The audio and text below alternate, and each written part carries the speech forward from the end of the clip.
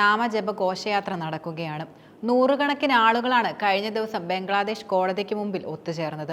അതും പ്രധാനമായും ബംഗ്ലാദേശിലെ ഹിന്ദു സമൂഹം കടുത്ത മതവേട്ടയിലൂടെ കടന്നു പോകുന്ന ഈ സമയത്ത് ഹരേ കൃഷ്ണ പ്രസ്ഥാനം അല്ലെങ്കിൽ ഇസ്കോൺ എന്നറിയപ്പെടുന്ന ഇന്റർനാഷണൽ സൊസൈറ്റി ഫോർ കൃഷ്ണ കോൺഷ്യസ്നെസിന്റെ പ്രവർത്തകരായിരുന്നു ഇതിൽ ഉൾപ്പെട്ടിരുന്നത്.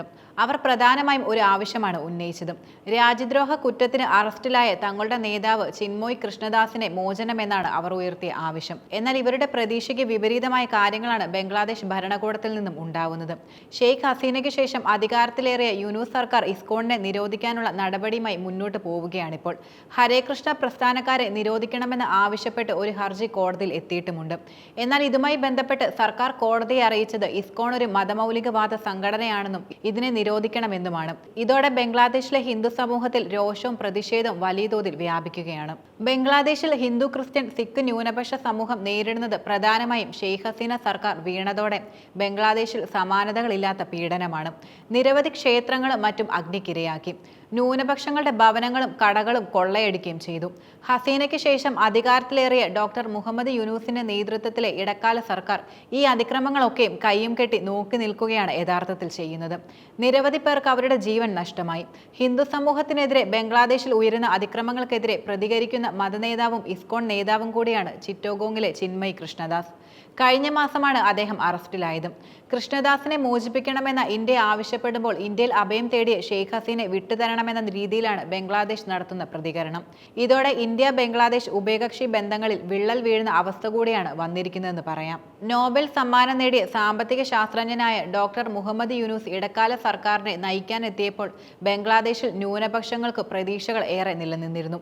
പക്ഷേ അദ്ദേഹത്തിന്റെ വെറും പ്രതിമയാക്കി ബംഗ്ലാദേശ് ജമാഅത്തെ ഇസ്ലാമി അടക്കമുള്ള മതമൗലികവാദികൾ അവരുടെ ഇഷ്ടം പോലെ പ്രവർത്തിക്കുന്ന കാഴ്ചയാണ് പിന്നീട് കണ്ടത്.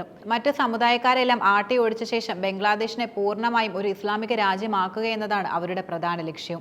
അതിന്റെ ഭാഗമായി പ്രധാനപ്പെട്ട ഒരു അജണ്ടയും ഉണ്ടായിരുന്നു. ഹിന്ദുക്കളെയും സിഖുകാരെയും ക്രിസ്ത്യാനികളെയും ഒക്കെ ഭയപ്പെടുത്തി ഓടിക്കുക എന്നതാണത്.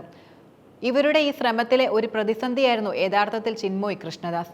മറ്റൊരു ശ്രദ്ധേയമായ കാര്യം ചിറ്റോഗോങ് മേഖലയിൽ ആരും അദ്ദേഹത്തെ എതിർക്കാൻ മടിക്കുമെന്നതാണ്. മതന്യൂനപക്ഷ സമുദായങ്ങളുടെ സുരക്ഷ ആവശ്യപ്പെട്ട് നിരവധി പ്രതിഷേധങ്ങൾ അദ്ദേഹം നേരത്തെ സംഘടിപ്പിക്കുകയുണ്ടായി. അതുകൊണ്ട് തന്നെ ഇസ്ലാമിക മതമൗലികവാദികളുടെ വലിയ പ്രശ്നക്കാരനായിരുന്നു കൃഷ്ണദാസ്. പക്ഷേ അന്ന് ഷെയ്ഖ് ഹസീനയുടെ നേതൃത്വത്തിലുള്ള സർക്കാർ ആയതുകൊണ്ട് അവർക്ക് കാര്യമായി ഒന്നും ചെയ്യാൻ കഴിഞ്ഞില്ല എന്നതാണ് യാഥാർത്ഥ്യം.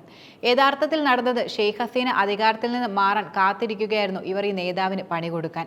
ബംഗ്ലാദേശിന്റെ ദേശീയ പതാകയോട് അനദരവ് കാട്ടിയെന്ന കുറ്റം അദ്ദേഹത്തിനെതിരെ ചുമത്തിയിരിക്കുന്നത്. തുടർന്നാണ് ചിന്മോയ് കൃഷ്ണദാസിനെ പോലീസ് അറസ്റ്റ് ചെയ്തതും. കൃഷ്ണദാസ് അങ്ങനെ ഒരു കുറ്റം ചെയ്യില്ല എന്നാണ് അദ്ദേഹത്തിന്റെ അനുയായികൾ വെളിപ്പെടുത്തുന്നത്. തന്റെ പ്രസംഗങ്ങളിൽ എവിടെയും ബംഗ്ലാദേശ് സർക്കാരിനെതിരെ അദ്ദേഹം ഒന്നും പറഞ്ഞിട്ടില്ല. എന്നാൽ മതമൗലികവാദികൾക്കെതിരെ അദ്ദേഹം നല്ല രീതിയിൽ പ്രതികരിക്കാറുണ്ട്. ധാക്ക എയർപോർട്ടിൽ വെച്ച് നവംബർ 25-നായിരുന്നു അദ്ദേഹത്തെ അറസ്റ്റ് ചെയ്തത്. രാജ്യദ്രോഹം കുറ്റം ആരോപിച്ചായിരുന്നു പോലീസ് നടപടി കൈക്കൊണ്ടത്. മാത്രമല്ല, ജാമ്യാപേക്ഷ തള്ളിയതിനെ തുടർന്ന് കൃഷ്ണദാസിനെ ജയിലിലേക്ക് മാറ്റിയിരിക്കുകയാണ്. അദ്ദേഹത്തിന്റെ അറസ്റ്റിൽ വ്യാപകമായ പ്രതിഷേധം തുടർന്നുണ്ടായി. ചിന്മോയ് കൃഷ്ണദാസിനെ മോചിപ്പിക്കണമെന്നാവശ്യപ്പെട്ട് ചിറ്റോഗോങ്ങിൽ ആയിരക്കണക്കിന് ആളുകളാണ് കോടതി വളപ്പിൽ ഒത്തുചേർന്നത്. കോടതിക്ക് പുറത്ത് അനുയായികളെ അഭിസംബോധന ചെയ്തുകൊണ്ട് ചിന്മോയ് കൃഷ്ണദാസ് ഇങ്ങനെ പറഞ്ഞു: ഞങ്ങൾ സനാതനികൾ ഈ രാജ്യത്തിന്റെ ഭാഗം തന്നെയാണ്. മാത്രമല്ല, ഞങ്ങൾക്ക് ഈ രാജ്യത്തോട് ചില ഉത്തരവാദിത്തങ്ങളുമുണ്ട്. സമാധാനത്തെ അസ്ഥിരപ്പെടുത്താനും സഹവർത്തിത്വം തകർക്കാനും ഞങ്ങൾ ഒരിക്കലും ആഗ്രഹിക്കുന്നില്ല.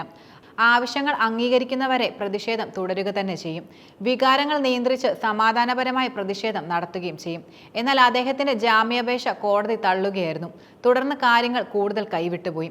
പ്രതിഷേധ മുദ്രാവാക്യം മുഴക്കിയ അനുയായികളും സുരക്ഷാ ഉദ്യോഗസ്ഥരും തമ്മിൽ വലിയ തോതിൽ ഏറ്റുമുട്ടലുകളുണ്ടായി. പോലീസ് ഗ്രനേഡ് പ്രയോഗിക്കുകയും ചെയ്തിരുന്നു. അതിനിടെ അസിസ്റ്റന്റ് പബ്ലിക് പ്രോസിക്യൂട്ടർ സൈഫുൽ ഇസ്ലാം കൊല്ലപ്പെടുകയുണ്ടായി. മാത്രമല്ല, ചിറ്റോഗോങ് സ്വദേശിയായ ഈ അഭിഭാഷകൻ ഒരു അംഗപരിമിതൻ കൂടിയായിരുന്നു. ഇത് ശരിക്കും അധികൃതർക്ക് വീണുകിട്ടിയ ഒരു ആയുധമാണ്. യഥാർത്ഥത്തിൽ തിക്കിലും തിരക്കിലും പെട്ടാണ് അഭിഭാഷകൻ മരിച്ചതെന്നും ഇതിനുള്ള പ്രധാന കാരണക്കാർ പോലീസ് തന്നെയാണെന്നും ഹരേകൃഷ്ണ പ്രസ്ഥാനക്കാർ വെളിപ്പെടുത്തുന്നത്. പക്ഷേ അത് അവരെ വേട്ടയാടാൻ ബംഗ്ലാദേശ് സർക്കാരിന് കിട്ടിയ ഒരു ആയുധമായി മാറിയിരിക്കുകയാണിപ്പോൾ.